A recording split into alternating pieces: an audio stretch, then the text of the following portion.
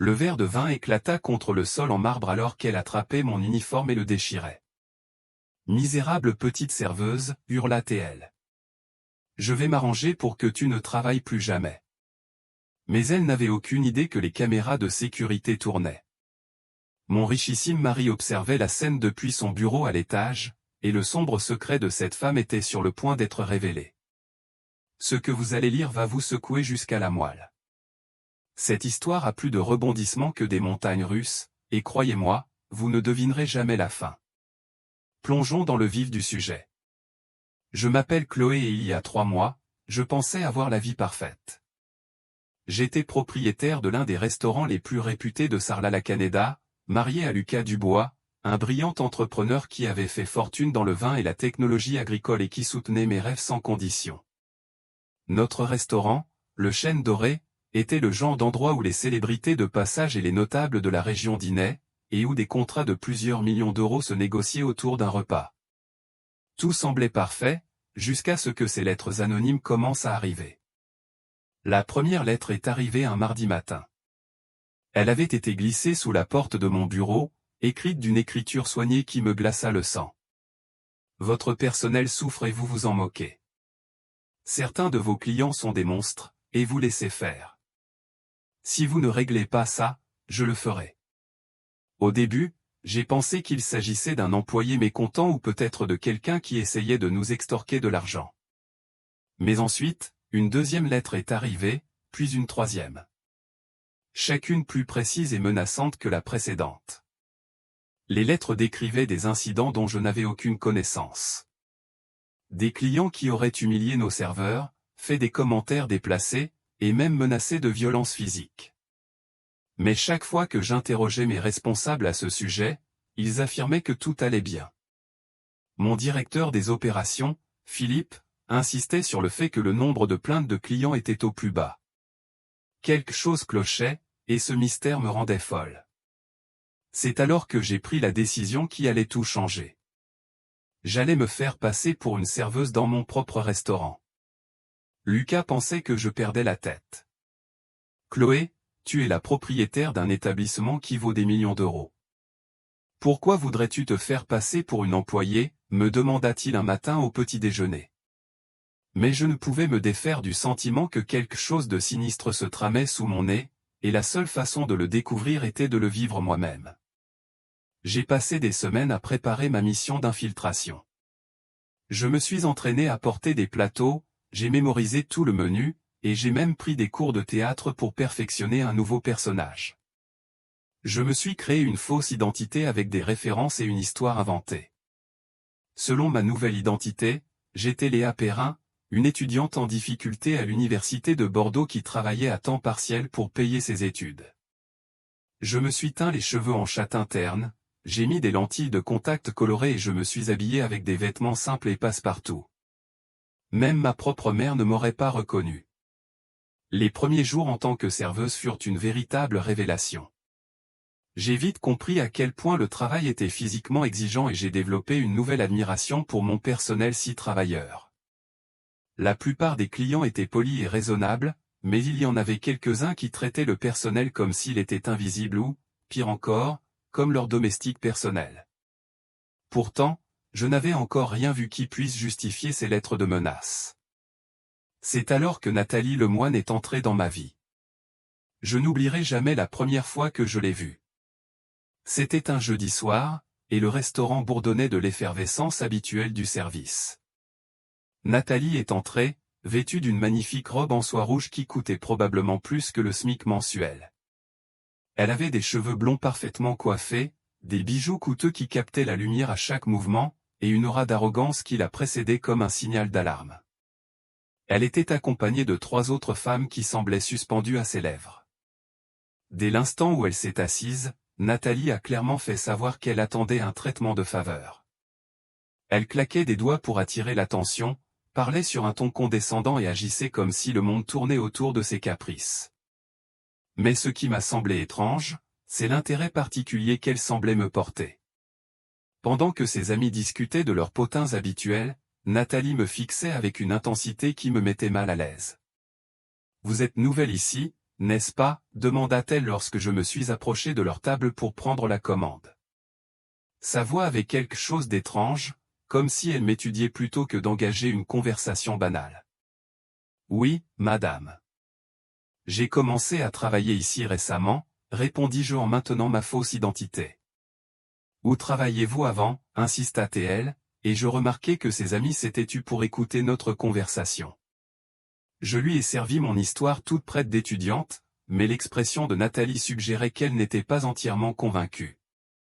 Tout au long de la soirée, elle a continué à poser des questions inquisitrices sur mes origines, ma famille et ma situation personnelle. Cela ressemblait plus à un interrogatoire qu'à une simple discussion. Au cours des semaines suivantes, Nathalie est devenue une cliente régulière, et chaque visite devenait plus insupportable que la précédente. Elle demandait spécifiquement à être placée dans mon carré, puis s'arrangeait pour me rendre la vie impossible. Elle commandait des modifications compliquées sur les plats, renvoyait les assiettes plusieurs fois pour des problèmes imaginaires et trouvait constamment à redire sur mon service. Mais le plus étrange, c'était qu'elle semblait me tester, repousser mes limites pour voir comment je réagirais. D'autres membres du personnel ont commencé à me mettre en garde contre Nathalie. C'est une source à problème, m'a dit Martine, l'une de nos serveuses les plus expérimentées. Elle vient ici depuis des mois, et elle a le don de pousser les gens à démissionner. 3 filles sont parties à cause d'elle. Quand j'ai demandé à Martine pourquoi la direction ne faisait rien, elle a simplement haussé les épaules.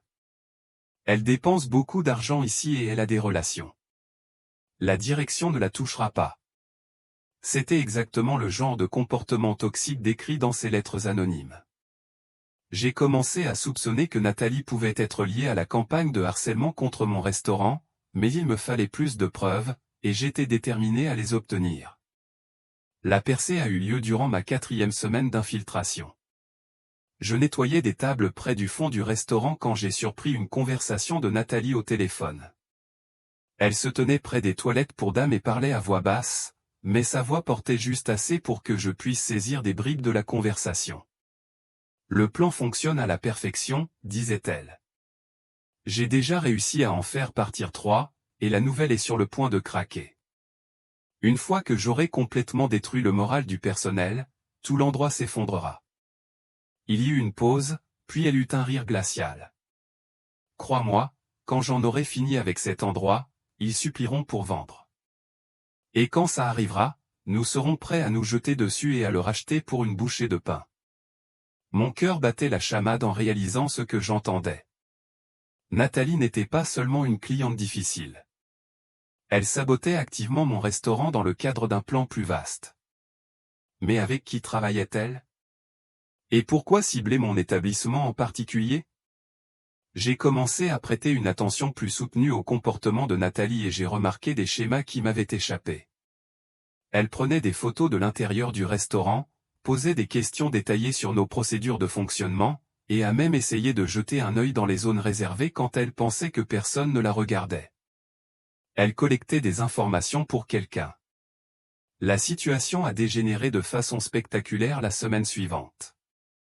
Nathalie est arrivée avec son entourage habituel, mais cette fois, elle semblait différente, plus agressive, plus assurée, comme si elle était prête à porter le coup de grâce. Elle a commandé une bouteille d'un grand cru de Bordeaux et a commencé à formuler des exigences de plus en plus déraisonnables. Quand je lui ai apporté le vin, elle a délibérément renversé son verre, répandant le liquide pourpré profond sur la nappe blanche et sur sa robe rouge. « Espèce de sotte maladroite » hurla-t-elle assez fort pour que tout le restaurant l'entende. « Regardez ce que vous avez fait à ma robe. C'est une pièce de grand créateur, elle vaut plus que ce que vous gagnez en un an. » Je savais qu'elle avait renversé le vin intentionnellement. Je l'avais vu faire, mais j'ai gardé mon sang-froid et me suis excusé platement. « Je suis vraiment désolé, madame. Laissez-moi vous aider à nettoyer ça. » « Ne vous avisez pas de me toucher, » lança-t-elle en se levant théâtralement. « Avez-vous la moindre idée de ce que cette robe a coûté? Vous allez payer pour ça, misérable petite serveuse. » Tout le restaurant était devenu silencieux, tous les regards tournés vers notre confrontation. Je sentais les autres clients me fixer, certains avec sympathie, d'autres avec cette curiosité morbide que l'on ressent en assistant à une catastrophe. Mes collègues semblaient terrifiés, sachant qu'ils pourraient très facilement être à ma place. Madame, je comprends que vous soyez contrariée, dis-je calmement. Laissez-moi appeler le directeur, je suis sûr que nous pourrons trouver un arrangement. Mais Nathalie n'était pas intéressée par les solutions raisonnables. Elle se délectait bien trop du spectacle. Un arrangement, ricana-t-elle durement. Vous croyez que votre pathétique directeur peut arranger ça? Je veux que vous soyez renvoyé, sur le champ, et je veux une compensation pour ma robe fichue. C'est alors que Nathalie a commis son erreur fatale. Dans sa fureur, elle a plongé la main dans son sac et en a sorti son téléphone. Vous savez quoi? Je vais appeler le propriétaire de cet endroit, tout de suite. J'ai des relations, et quand je lui parlerai de votre incompétence, vous ne travaillerez plus jamais dans cette région. Elle a commencé à composer le numéro, et j'ai réalisé qu'elle était sur le point de découvrir quelque chose qui allait faire voler sa couverture en éclats. Mais avant qu'elle ne puisse passer l'appel, elle a attrapé le devant de mon uniforme et a tiré d'un coup sec, déchirant le tissu.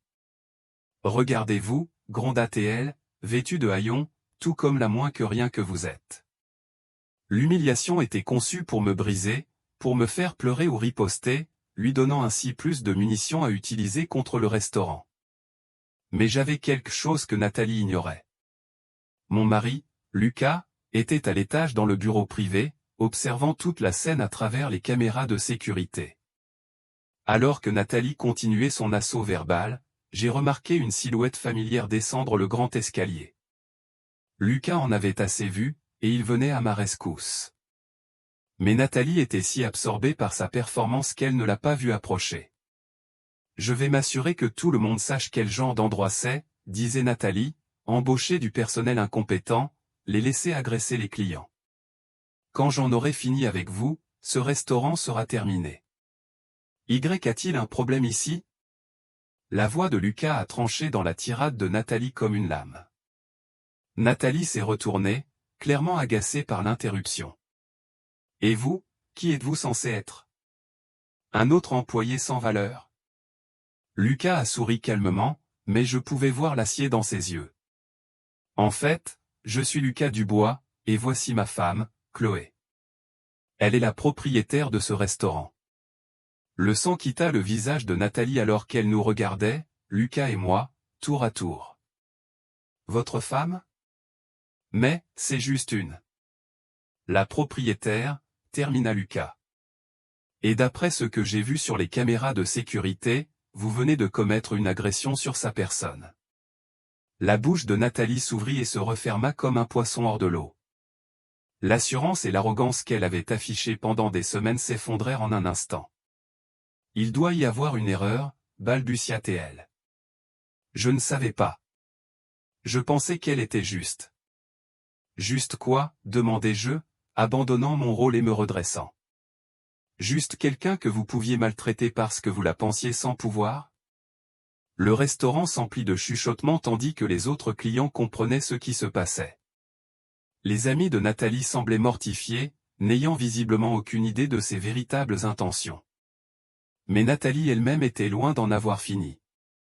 Alors que le choc initial se dissipait, son expression se durcit, empreinte d'un désespoir différent. Vous vous croyez si maligne, siffla-t-elle, sa voix se transformant en un murmure dangereux. Mais je sais des choses sur vous, Chloé. Je sais tout de vos affaires, de vos finances, de votre mariage. Mettez-vous en travers de mon chemin et je détruirai tout ce que vous avez bâti. C'est là que j'ai compris que l'implication de Nathalie allait bien au-delà du simple harcèlement de clients. Pour qui travaillez-vous vraiment, exigeai-je. Le rire de Nathalie était froid et amer. Pour quelqu'un qui a une très bonne raison de vouloir que cet endroit échoue. Quelqu'un qui sait que la vengeance est un plat qui se mange froid. Avant qu'elle ne puisse en dire plus, Lucas s'avança, son téléphone à la main. J'ai enregistré toute cette conversation, Nathalie, et je pense que la gendarmerie sera très intéressée d'entendre parler de vos tentatives d'extorsion et de votre campagne de harcèlement. La façade de Nathalie se fissura complètement. Vous ne comprenez pas, dit-elle désespérément. Cet endroit a détruit ma vie. Votre associé, Stéphane Garnier, c'était mon mari. Il m'a quitté pour sa secrétaire et s'est arrangé pour que je n'ai rien lors du divorce. Rien. Pendant que vous viviez dans le luxe, j'ai tout perdu. Les pièces du puzzle se mirent soudainement en place. Stéphane Garnier était en effet mon associé, bien qu'il ait vendu ses parts du restaurant il y a 2 ans après son divorce houleux. Nathalie était son ex-femme, et elle avait systématiquement tenté de détruire l'entreprise pour se venger de lui. Alors, vous avez décidé de vous en prendre à des employés innocents, demandai-je. Vous avez terrorisé mon personnel, tenté de ruiner ma réputation, tout ça parce que vous n'arriviez pas à tourner la page de votre divorce. Je voulais qu'il souffre comme il m'a fait souffrir, admit Nathalie, les larmes coulant sur son visage. Mais il a vendu ses parts et a continué sa vie comme si de rien n'était, alors j'ai décidé de détruire ce qu'il avait aidé à construire. À ce moment-là, les gendarmes, appelés par Lucas pendant les aveux de Nathalie, étaient arrivés. Alors qu'il l'emmenait, menottée, elle se retourna une dernière fois. Vous avez peut-être gagné ce soir, Chloé, mais ce n'est pas fini. J'ai des avocats, des relations. Je reviendrai. Mais Nathalie avait tort. Les preuves que nous avions recueillies lors de mon opération d'infiltration, combinées à ces aveux enregistrés, étaient plus que suffisantes pour garantir qu'elle ferait face à de graves conséquences. Elle fut inculpée pour harcèlement, tentative d'extorsion, dégradation volontaire et plusieurs autres délits. Ses amis fortunés l'abandonnèrent. Son statut social s'effondra, et elle a finalement purgé une peine de 18 mois de prison. Mais la plus grande satisfaction ne fut pas la chute de Nathalie. Ce furent les changements positifs qui découlèrent de mon expérience d'infiltration. J'ai mis en place de nouvelles règles pour protéger mon personnel des clients abusifs, améliorer les conditions de travail et créer un système de soutien pour les employés victimes de harcèlement. Les lettres anonymes ont cessé d'arriver et le moral du personnel a atteint un niveau record. Martine, la serveuse expérimentée qui m'avait mise en garde contre Nathalie, fut promue directrice adjointe. Elle m'a dit plus tard que ma volonté de travailler à leur côté avait complètement changé la façon dont le personnel percevait la direction. Tu ne t'es pas contenté de dire que tu te souciais de tes employés, dit-elle. Tu l'as prouvé. Lucas était fier de la façon dont j'avais géré la situation, même s'il me taquine encore sur mes talents d'actrice. La prochaine fois que tu décides de t'infiltrer, plaisante-t-il, préviens-moi pour que je puisse regarder les caméras en direct. C'était mieux qu'un film. Le restaurant prospéra dans les mois qui suivirent l'arrestation de Nathalie. Le bruit a couru que je m'étais infiltré pour protéger mes employés, et nous avons reçu plus de presse positive que nous n'aurions jamais pu l'imaginer. Les clients ont commencé à traiter notre personnel avec un respect nettement plus marqué, et plusieurs autres restaurateurs de la région nous ont contactés pour en savoir plus sur nos politiques anti-harcèlement. Mais la leçon la plus importante que j'ai apprise n'avait rien à voir avec le succès commercial. Elle portait sur le pouvoir de l'empathie et l'importance de comprendre le vécu des gens qui travaillent pour vous. Ces quelques semaines passées en tant que serveuse m'en ont appris plus sur le leadership que n'importe quelle grande école de commerce n'aurait pu le faire. En repensant à cette nuit où Nathalie a déchiré mon uniforme et tenté de m'humilier, je réalise qu'elle m'a rendu service. Elle m'a montré à quoi ressemble la vraie force. Pas celle qui vient de l'argent ou du statut social, mais celle qui naît du fait de traiter chacun avec dignité et respect, quelle que soit sa position dans la vie.